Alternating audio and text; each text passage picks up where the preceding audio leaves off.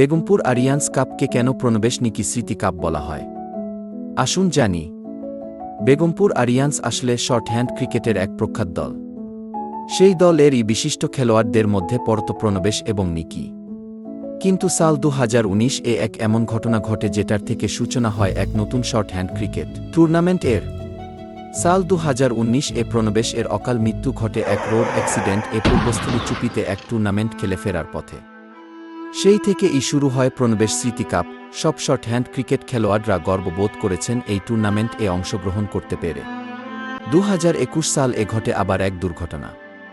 কোভিড-কাল-এর সময় কোভিডের কারণে আমরা হারাই আরেক বেগমপুর আরিয়ান্স দল এর খেলোয়াড় নিকিকে, আর টুর্নামেন্ট এর নাম পাল্টে তাকে শ্রদ্ধা দেওয়ার জন্য রাখা হয় প্রণবেশ নিকি স্মৃতি কাপ।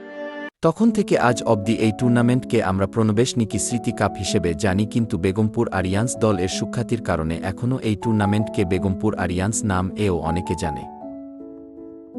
দেখুন প্রণবেশ নিকি স্মৃতি কাপ 2024, 25 ডিসেম্বর লাইভ আপনাদের প্রিয় চ্যানেল দিশারিতে।